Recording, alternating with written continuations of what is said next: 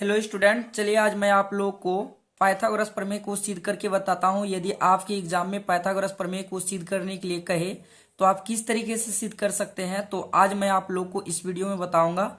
यदि आपको ये वीडियो अच्छा लगे तो वीडियो को लाइक, शेयर एंड सब्सक्राइब जरूर कर देना, ताकि हमारी जब भी कोई नई वीडियो होगी सबसे पहले इसका नोटिफिकेशन आप तक पहुंचे। तो आइए मैं पहले आप लोग को पाइथागोरस प्रमेय सिद्ध करके बताता हूँ। तो इसमें आपको किस तरीके से प्रश्न पूछा जाएगा, आपको या तो इस क्वेश्चन को दे दिए जाएंगे या फिर आपको बोलेंगे कि पाइथागोरस प्रमेय को सिद्ध कीजिए। तो अगर आपको पाइथागोरस प्रमेय सिद्ध करने के लिए बोला जाए तो आपको तुरंत समझ लेना है कि पाइथागोरस प्रमेय किस में लागू होता है। तो पाइथागोरस प्रमेय जो है आपके समकोण त्रिभुज में लागू होता है, इसीलिए आपको एक समकोण त्रिभुज बना के दिखाना है, जैसा कि यहाँ पर हम बनाए हैं। और पाइथागोरस प्रमेय को सिद्ध करने के लिए उसके बाद जो हम इसमें कुछ रचना करेंगे, रचना के बिना जो हम क्वेश्चन को सोल्व नहीं कर सकते हैं। तो चलिए हम कुछ यहाँ पर रचना कर लेते हैं, ठीक है। तो यहाँ पे जो है हम इसको यहाँ से मिला देंगे और यहाँ पे मिलाएंगे, इसका नाम दे देंगे हम डी। अब देखिए, अब हमारे पास जो है इसमें तीन त्रिभुज का निर्माण हो गया है। त्रिभुज ए बी सी, ये बड़ा वाला त्रिभुज है। उसके बाद त्रिभुज ए बी डी, ए एक समकोण त्रिभुज है, लंब डाल दिए, यानी बी डी जो है लंब एसी पर है। तो लंब का मतलब होता है 90 डिग्री, तो यहाँ पर हम 90 डिग्री बना लेंगे। आप देख सकते हैं कि यहाँ पर जो है तीन त्रिभुज का निर्माण हो गया है। पहला त्रिभुज तो है आपका ए बी सी, और दूसरी त्रिभुज की अगर बात करें तो त्रिभुज ए बी डी, ये आपका एक नंबर त्रिभुज, और एक त्रिभुज है बी डी सी, ये आपका 2 नंबर त्रिभुज। तो इस त्रिभुज के माध्यम से जो है हम आपको पाइथागोरस प्रमेय को सिद्ध करना बताएंगे। तो चलिए सबसे पहले हम यहाँ पर लिख लेते हैं रचना। यहाँ हम रचना लिखेंगे। रचना में हमें क्या लिखना है कि बी डी लंब ए सी पर है, तो लिखेंगे बी डी लंब है ए सी पर। अब उसके बाद हम यहाँ उपपत्ति लिखेंगे, उपपत्ति या प्रूफ, इंग्लिश में हम इसको प्रूफ बोलते हैं, ठीक है, या आप प्रमाण भी लिख सकते हैं। तो चलिए मैं उपपत्ति लिख लूंगा। अब देखिए, आपको पता है पाइथागोरस प्रमेय क्या कहती है, कर्ण का स्क्वायर बराबर में लंब का स्क्वायर प्लस में आधार का स्क्वायर। तो यहाँ पे हम क्या करेंगे, सबसे पहला त्रिभुज लेंगे ए बी सी, यानी बड़ा वाला त्रिभुज, और एक नंबर वाली त्रिभुज को लेंगे। देख लीजिए पहला स्टेप में हम क्या करने वाले हैं। पहला स्टेप में हम ये करेंगे कि त्रिभुज ए बी सी लेंगे, उसके बाद उसके साथ में जो त्रिभुज लेंगे ए बी डी लेंगे। तो चलिए हम ले लेते हैं त्रिभुज ए बी सी व त्रिभुज ए बी डी में। तो देखिए, आपको क्या करना है, इन दोनों त्रिभुजों को समरूप सिद्ध करना है। यदि हम समरूप सिद्ध करने में कामयाबी हो जाते हैं तो फिर जो है हम इसको अच्छी तरह से सिद्ध कर पाएंगे। तो समरूप सिद्ध करने के लिए आपको 3 कंडीशन काम में लेनी है। पहला कंडीशन क्या है, एस नियम से। दूसरा कंडीशन क्या है, या तो तीनों कोण बराबर हो जाए, और तीसरा कंडीशन क्या है कि तीनों भुजा बराबर हो जाए। तो हम देखेंगे क्या क्या चीज समानता मिलती है। तो यहाँ पे हम त्रिभुज ए बी सी लिखे हैं, इसीलिए तो पहले त्रिभुज ए बी सी में देखेंगे, त्रिभुज ए बी सी, और उसके बाद त्रिभुज ए बी डी, त्रिभुज ए बी डी। तो एक चीज हमको दिखाई दे रहा है कि कोण डी जो है कोण बी के बराबर है। क्यों है, क्योंकि इसके अंदर 90 डिग्री का कोण बनता है, तो यहाँ भी 90 डिग्री का कोण बनता है, यानी कोण बी 90 डिग्री का है और कोण डी भी 90 डिग्री का है, इसीलिए कोण बी के बराबर कोण डी लिख सकते हैं। तो हम यहाँ पर लिखेंगे कोण बी के बराबर कोण डी। क्यों बराबर है, क्योंकि ये 90 डिग्री का है, समकोण है। पहला चीज तो हम बराबर कर दिए, एक चीज और बराबर करनी है। तो एक चीज और हम क्या बराबर कर सकते हैं, तो देखिए त्रिभुज ए बी सी, यानी इस एंगल को आपको नोटिस करना है। त्रिभुज ए बी सी, त्रिभुज ए बी डी, यानी ये जो एंगल ए है ये दोनों त्रिभुजों में काम में आती है। और जब दोनों त्रिभुजों में काम में आती है तो ये क्या कहलाता है, उभयनिष्ठ, जिसको हम कॉमन बोलते हैं। तो हम लिखेंगे कोण ए के बराबर कोण ए। तो इस तरीके से हम लिख सकते हैं, और इसका रीजन हम लिखना चाहेंगे तो लिख सकते हैं कि उभयनिष्ठ कोण, उभयनिष्ठ कोण। आप देखिए, अब हम क्या बोले थे कि यदि दो त्रिभुज को समरूप सिद्ध करना हो तो आपको क्या चीज बराबर करना है, हम आपको बताए हैं 3 शर्त आती है समरूप सिद्ध करने के लिए। तो देखिए यहाँ पर अगर 2 कोण बराबर हो जाता है तो तीसरा कोण जो है ना ऑटोमेटिक बराबर हो जाता है, उसको बराबर करने की आवश्यकता नहीं है, क्योंकि हम इससे पहले भी आपको वीडियो में बताए थे। यदि आप वो वीडियो नहीं देखे हैं तो आप चैनल की प्लेलिस्ट में जाइए, आपको त्रिभुज के जितने भी वीडियो हैं अगर आप देख लेते हैं तो आपको त्रिभुज से जो है डर बहुत कम लगने लगेगा, आप त्रिभुज को अच्छी तरह से सोल्व कर पाएंगे। तो यहाँ पे देखिए 2 त्रिभुज या 2 त्रिभुज में 2 कोण बराबर है तो तीसरा कोण जो है ना ऑटोमेटिक बराबर हो जाता है। तो इसमें कौन सा नियम लग जाएगा, एंगल एंगल एंगल नियम से। तो हम लिखेंगे त्रिभुज ए बी सी, त्रिभुज ए बी सी समरूप है त्रिभुज ए बी डी के। तो कौन सा नियम से बराबर हुआ, तो आपको लिख देना है कौन कौन समरूपता नियम से, यानी इसको इंग्लिश में अगर हम बोले तो एंगल एंगल समरूपता नियम से। इस तरीके से हम शॉर्ट में बोल सकते हैं, ठीक है। तो त्रिभुज जब बराबर हो गया, समरूप त्रिभुजों की संगत भुजाएं क्या होती है, समानुपाती होती है।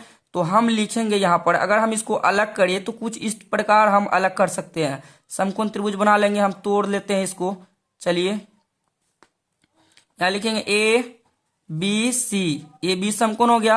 अब इसका डी समकोण होना है, एक त्रिभुज और बनाएंगे हम, और यहाँ पे लिख लेंगे हम डी, और यहाँ पे हो जाएगा आपका ए और यहाँ पर हो जाएगा बी। यदि ए बी भुजा, यदि 2 त्रिभुज समरूप है तो इसकी संगत भुजा भी क्या होगी, समानुपाती होगी, यानी ए बी के समानुपाती ए डी। तो लिखेंगे ए बी के समानुपाती ए डी बराबर बी सी के समानुपाती बी सी के समानुपाती बी डी, या फिर हम इसको बराबर कर सकते हैं ए सी के समानुपाती ए बी। तो लिखेंगे ए सी के समानुपाती ए बी। तो चलिए अब हम इसको क्या करेंगे, आगे सोल्व कर लेंगे। देखिए ए बी को ए बी से मल्टीप्लाई कर देंगे तो क्या होगा, ए बी स्क्वायर बराबर ए सी को ए डी से गुना कर देंगे तो ए सी इंटू में ए डी। इसको समीकरण 1 का नाम देना है। तो चलिए अब हम जो है आपको दूसरा स्टेप बताते हैं। यदि आप इसका स्क्रीनशॉट नहीं लिए तो स्क्रीनशॉट ले लीजिए, क्योंकि हम आगे इसको सोल्व करने वाले हैं। तो चलिए हम इसको आगे सोल्व करते हैं। तो देखिए आगे सोल्व करने के लिए हमारे पास आकृति होना बहुत जरूरी है। तो हम आकृति को देखेंगे यहाँ पर। देखिए पहले त्रिभुज हम क्या लिए थे, त्रिभुज ए बी सी यानी बड़ा वाला त्रिभुज, और त्रिभुज ए बी डी यानी 1 नंबर त्रिभुज लिए थे।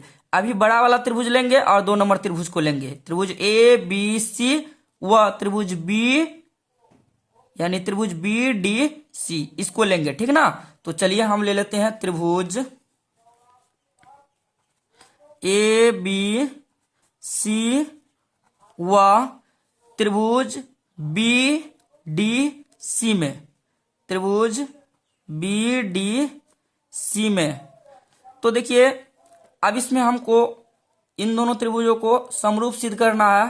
तो हम लिखेंगे कोण डी जो है कोण बी के बराबर होंगे। तो लिखेंगे कोण बी के बराबर कोण डी। क्यों बराबर है, क्योंकि ये दोनों 90 डिग्री का कोण है।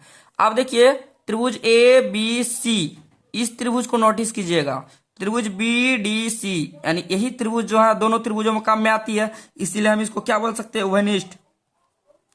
कोण सी के बराबर कोण सी, ये दोनों क्या है, उभयनिष्ठ कोण है, इसीलिए हम यहां पर लिख देंगे उभयनिष्ठ, उभयनिष्ठ कोण।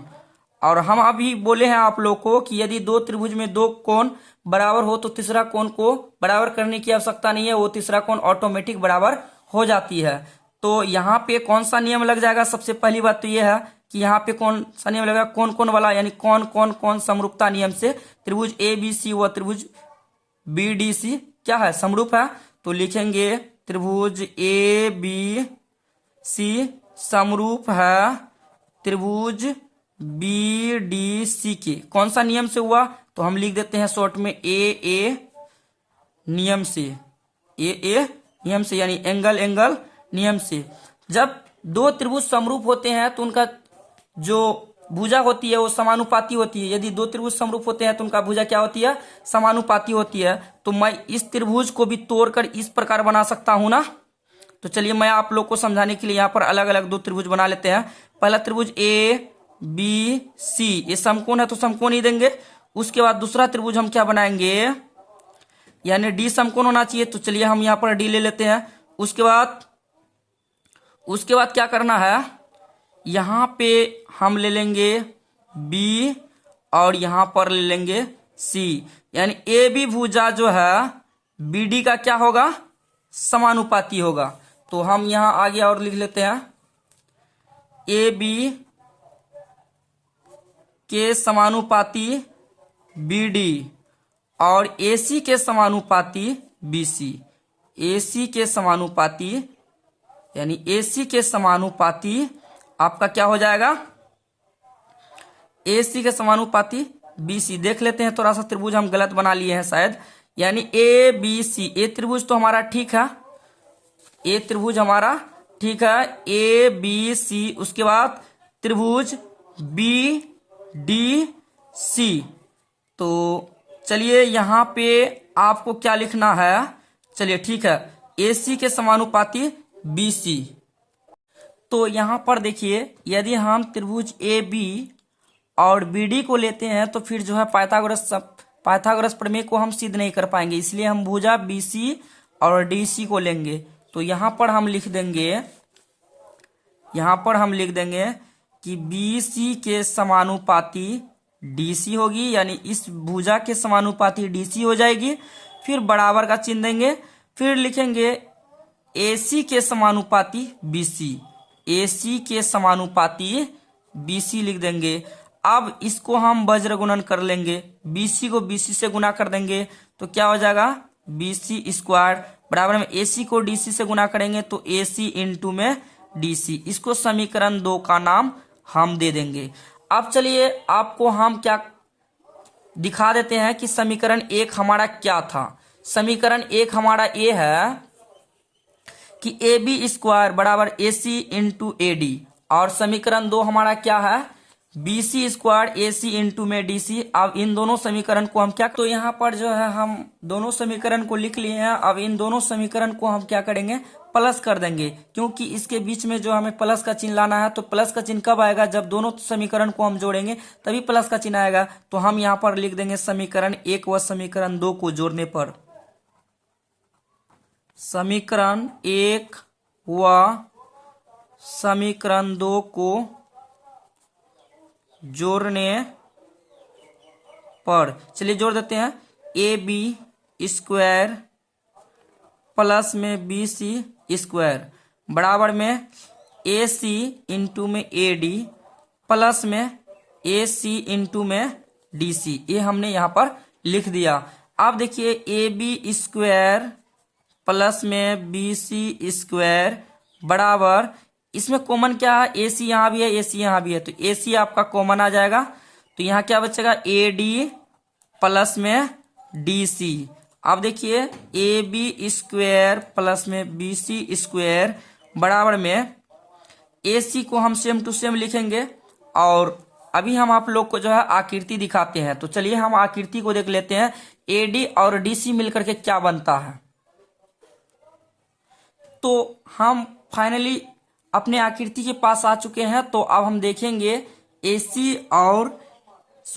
डी और डी सी मिलकर के क्या बनता है। देखिए A D plus D C, A D plus D C, ये मिलकर के टोटल बड़ी भुजा बन जाएगी ए सी।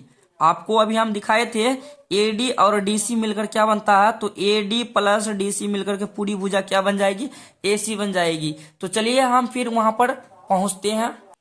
तो आप देख सकते हैं यहाँ पर कि A D plus D C को जोड़ेंगे तो हमारे पास जो भुजा आएगी वो हमारे पास क्या आ जाएगी, वो हमारे पास आ जाएगी ए सी। यहाँ पे आपको प्लस का चिन्ह लिखना है, ठीक ना। तो ए सी और ए सी को जोड़ लेते हैं। यहाँ पर जो है आपका प्लस नहीं होगा, यहाँ पर कहीं प्लस नहीं है।